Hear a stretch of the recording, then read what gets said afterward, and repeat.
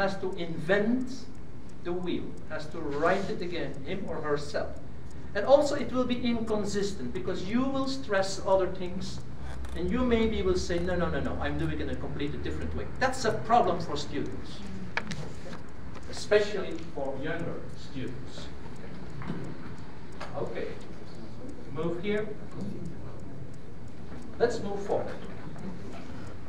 Okay, this website, I showed you the groups, okay, the groups, and then here, for instance, here you see there was another activity, but this is first-year students. So you just saw third-year students, but you see that the same activity about developing a definition was already given also in the first year. So another principle is you have to introduce the research cycle and the different steps continuously to students. You have to repeat it, and not only once. Because in every course, in every thematic domain, knowledge domain, you might have different kinds of definitions, different kinds of models. And here you see, for instance, students working on these definitions, but always an electronic learning environment. And now why is this important again for me? If you only have 20 students, life is easy. You say, hand it in paper. But if you have a lot of students, I don't know how many you have. Yeah? My biggest course is 970. Yeah? I don't do it handed in paper. Everything is electronic. So it's a submission system, and I can check who did the work. We even have a plagiarism control system embedded in the environment. Okay, I can even demonstrate that. It won't take a lot of time. For instance, I go here, I go to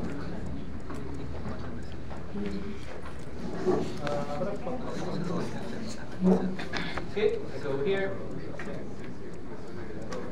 You understand what the plagiarism system is? Yeah, plagiarism. That students okay. So if you look here at the bottom, you see. So here are the groups. The students do their group work here.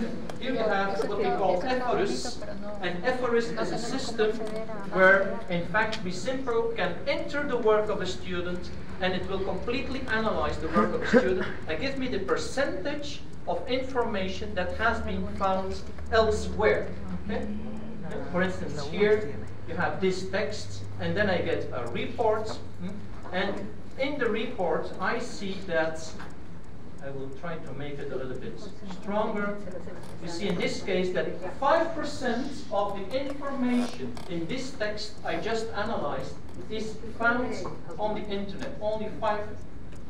And then I can check whether this student actually used the adequate references, okay, to ground his or her work. But 5% is very little.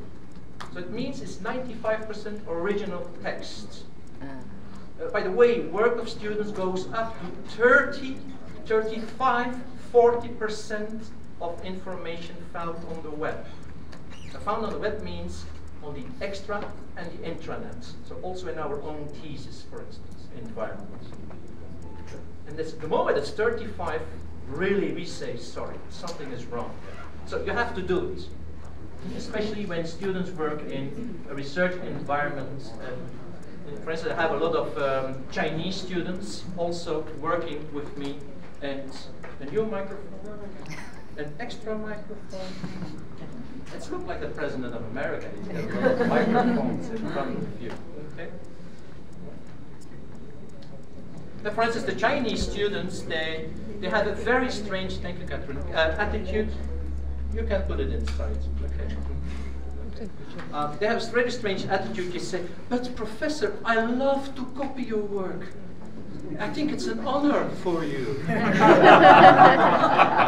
it's okay. So it's not a problem. I can continue with that. Okay. Okay. So now the thing is now, this is basic research you saw. Okay, this is very basic phases in the research cycle, especially here analyzing the literature and then working on your publications. And of course, a lot of the hard work is rather here in these cycles, in these steps. So now comes, and I will show you now the other examples. This here is more what we call data-driven research cycle steps. Because you need data. You need data from the fields. For instance, if you work in the veterinary sciences, for instance, you need epidemiological data from the cattle in a certain region. Or if you're in the medical field, you need blood pressure data from, for instance, different cities in the country to see whether there is differences. Still warming up. Well, what do we do here? We involve the students in these real life research cycles, building on the ongoing research in the research groups. So I invite, for specific courses, a number of PhD students and say, look, this is my course, this is the knowledge domain you do research about. For instance, this could be, one of them was the foaling process in horses. Okay? And he had to do research about it, and it's the different manipulation techniques, in fact, to help the foaling process. Now, foaling in horses is complex because it only lasts about 10 minutes. In a cow, it can take 3-4 hours, and you can even push back the cow. Okay? But you cannot do that in a horse. Moreover, if you work with students, no farmer, no owner of a horse would ever allow that the student touches the horse. They only want the specialist to do it.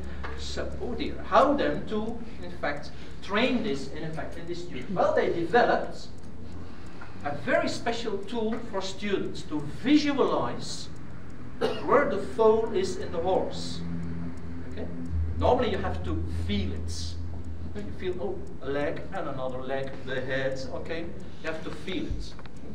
Yeah, but you know, touching a foaling horse, okay? That's quite a lady you have there, okay? So that's why the visualizing technique worked very well, we thought. But then we set up a study whether it really worked. Well, the students then were introduced to this study through the PhD student working in relation to that problem. Let's move to another comparable example. Okay, I will jump a little bit forward so that you see such a real example. Now, it's not a foaling horse here because I have no pictures, but it's the same. This is a medical researcher, okay, doing research about life-saving techniques.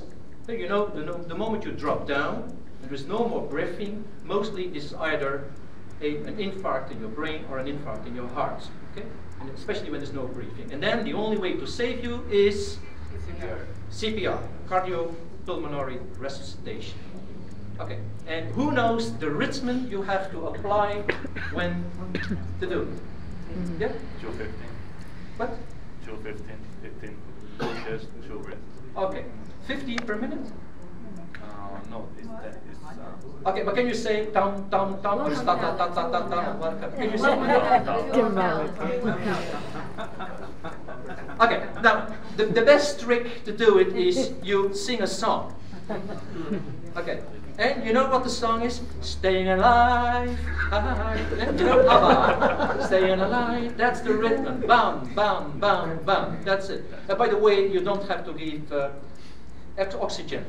We all know that most people do it wrongly. You better go on staying alive, yeah? Because there's still enough oxygen in the blood. The only problem is it has to circulate in the body. Okay. Now, this is a study about the mastery of CPR skills in lay people. And this is a PhD student of the medical faculty working on that team. Now, can you imagine if you are a researcher and you have to go to, for instance, teachers? Okay. And you have to interview teachers, and then you present them with, you know, these torsos. Okay? You put the torso on the floor and then you have a go, stay alive. If you're alone as a researcher, how many subjects could you study? 100? 200? Depends on the type. Well, I simply say, wait. Research is, of course, partly doing the data collection. But research is especially developing the protocol, the instruments, okay? That's especially the work. And then implementing things, well, it's a